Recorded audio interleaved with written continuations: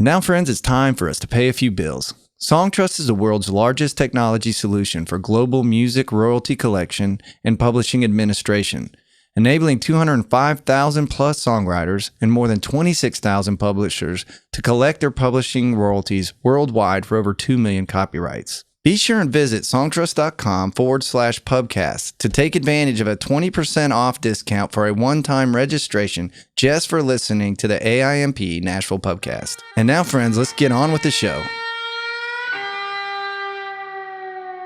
Hey friends, it's your host Tim Hunzy with the AIMP Nashville Pubcast. And in this next to last mashup, we compile a few of our favorite clips from our guests on their most frequently asked questions.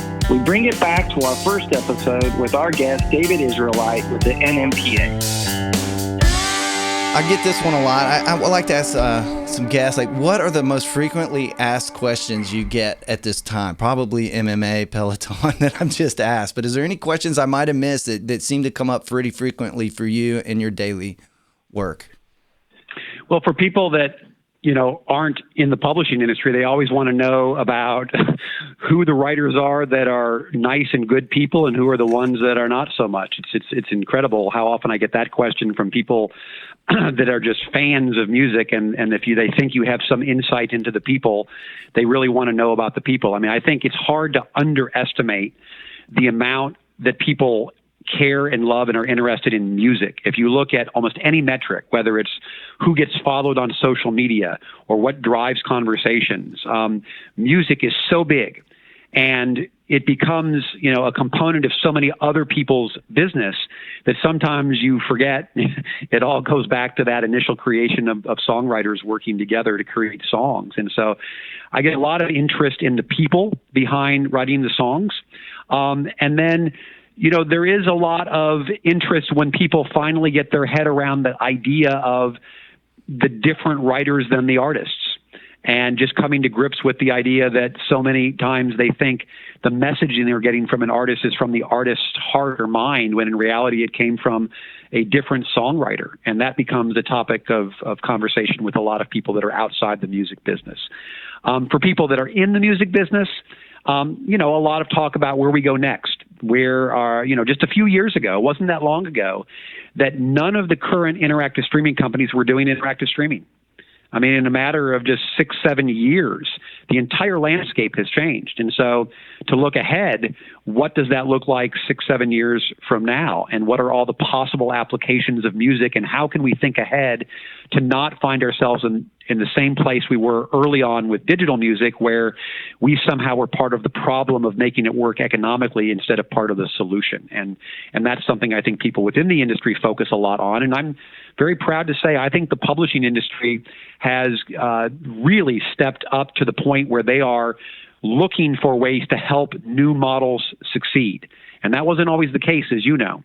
And I think the attitude now is very different. It used to be kind of, you have to track me down if you want to use my music, and I will maybe look for a reason to say no. And now it's about, how do we work with you to make this new income stream work? And examples of things, like how we solved the SoundCloud problem or the Facebook issue recently, are good examples of that, of where the publishing industry gets it. And they're looking to help be part of expanding the economy in terms of the songs. In this next clip, we have the entertaining Thalia Ewing and Nene McCarley, founders of Not Just Country Music. So one of the other things I like to throw out there is ask, what is some of the most, or one of the most frequently asked questions that you guys get? Because you're around a lot of different creatives in these seminars and panels. What's one of the most asked questions you guys get? I think for me, it's like placements. Like, how do I get placements? What do I do? Most people just don't know what to do with their product other than just releasing it, in album form and performing it. So that's the most, I think, for me, what I get is how can I, and that's part of the mission, is to educate them on how you can make more money. I always say it's like a bucket, right? And you just want to be able to collect the pennies from this stream and the pennies from this stream and this stream. And I'm going to help you facilitate that wherever you are in your career. She's the bucket holder. The bucket holder. I'm the bucket holder. That's right. Yeah. So the one question that I get from songwriters is how to develop catalogs. So because of my background in sales and marketing, the light finally went off where I was approaching songwriting wrong. I was only approaching it from creative. And so I was losing my sense of business and productivity and goal setting. And so I implemented strategies that I learned in corporate America to get me back on track with, okay, yes, it's creative, but at the end of the day, we got to make some money, and finding ways to do that. So that's the number one thing, is like how to build that team to really get to the end of that, get a product that makes sense for the market. And the second one is how to get placements, whether that for songwriters is with artists, how to get placements with local artists, how to get placements with up and coming artists, because I've been able to do these things. And I, by the grace of God, I'm not any different than anybody else. I just have a vision and I have a great faith life and hard work. And sometimes the stars just align and things work out. So amen to that. In this next clip, we get a solid A&R perspective with our friends Daniel Lee and Noreen Prunier. All right, another one I like to touch base on is frequently asked questions. Other than how to pronounce your last name, Noreen, at your current place, what are some of the most frequently asked questions you get in doing all the cool things that you're doing? How to get a pub deal was probably the biggest one, which is like there's million answers, but yeah, I think it's owning your superpower and being a ninja at something is the best way to get a pub deal. I feel like most companies, there are slots, and if you do this one thing really well, then there's always going to be a place for you somewhere. I think a lot of people try to do everything and be a producer and a writer and an artist, and if you're not amazing at one of those things, I feel like it's pointless. That's good. I use the word, I always tell them, just trust your voice. Every writer, creator has that one voice inside them that makes them unique. You don't have to be an artist to have that. But I might steal superpower. I'll borrow it. I'll give you credit. Did you steal it from Daniel? Yeah. I like it. That's really good. That's really good. What are you thinking, Daniel? I would say it's just I mentioned, sort of used the analogy earlier of starting the engine, but how do you do that from a career standpoint? Meaning, I think a lot of people understand that, play listening carries a certain weight, and social media carries a certain weight, and labels can bring a lot of value, but mostly if engaged at the right time. And what is that right time? And how do I start some sort of movement so that somebody cares enough to come and help me? And it's tricky because it can be very much a chicken and an egg type conversation.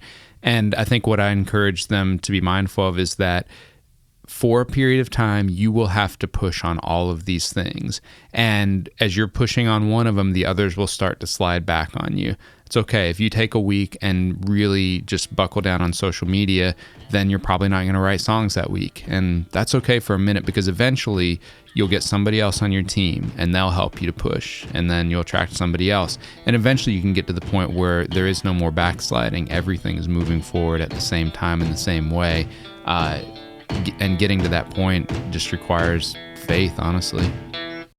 Are you curious about sponsorships? Let's hear what Laura Lynn and Jessica Linthicum's most frequently asked question is. The next one I like to kind of bring up, which, again, you guys being more broad than most of the guests I have, because you guys deal with so many different things, is what is some of the most frequent I should have good grammar. What are some of the most frequently asked questions you get? From the artist? I would say this would probably be from the artist, and the sponsorships may have some too, but it seems like it'd come more from the artist side.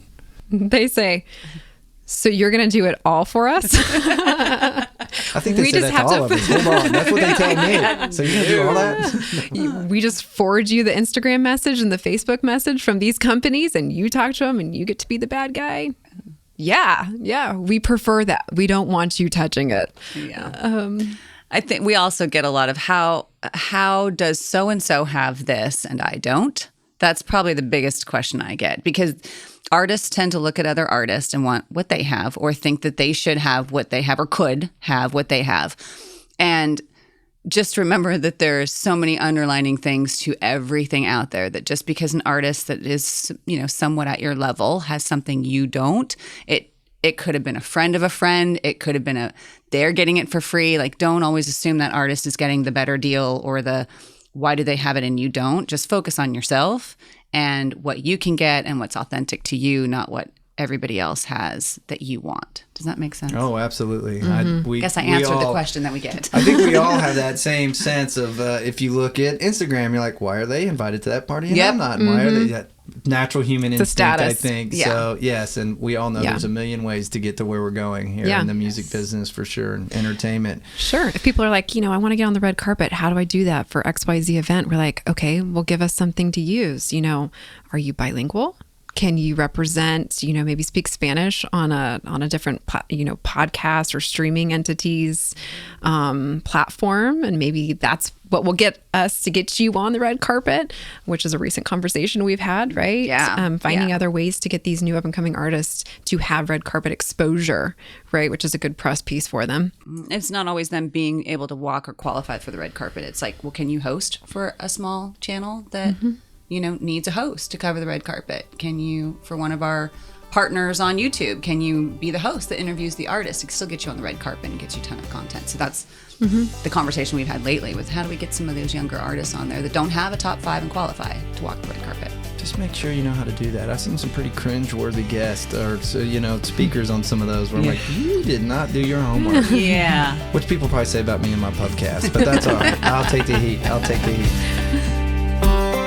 As we wrap up this episode, I sure hope you found the answers to your frequently asked questions. And now we close out this episode with Anna Bond with Songtrust. Last thing I touch on is, what are some of the most frequently asked questions you get? Or do you have one that tops the list that you get frequently? That's a really good one. I mean, people are always wondering, is there any transparency as to what's potentially out there to be collected? And, there isn't exactly. I mean, we have a tool on our website called the Royalty Estimator. We use Nielsen data to kind of, estimate if you have never collected on these songs, here's how much money could be out there. It's a range, it's based on the different types of streaming memberships, et cetera. But, and that's a big question, but otherwise there really isn't that transparency out there. It's not like, there's those websites where you can go and, enter your address and they'll say, oh, the state's holding funds for you. We'll send you a check right now. There isn't that for the publishing world, but, if you get an administrator, they will go after whatever seems like it might be out there. People ask a lot of really basic questions. People ask about neighboring rights all the time, which I know we don't have time to go into. But I think really, really the main question is kind of like, what's the difference between Songtrust and a traditional publisher? And, what might be out there for me to collect? I get that a lot. What does such and such make? And it's pretty varied. I've just done it long enough. Yeah. I'm a pretty good guesser is what I like to say. But there is no curtain you can really look behind and get any exact number because they're all so different, the ranges of money that you get paid. And the numbers themselves are so fluid. Absolutely. That, there's always going to be a discrepancy, but we have a lot of data and hopefully we can get close to it and at least let people know, hey, there might be, we think there's between $500 and $1,000 out there for you. So that's worth, signing up and trying to get your hands on. We hope you've enjoyed this episode of the AIMP Nashville Pubcast. Subscribe now on your favorite podcast platform and follow us at AIMP Nashville to keep up with news, events, panels, and even new episodes. The AIMP Nashville Pubcast is created by executive producers Del Bobo and Tim Hunzi, producer Brandon Harrington, mixing and editing by Casey Porter. Thanks for listening and supporting the AIMP Nashville Pubcast.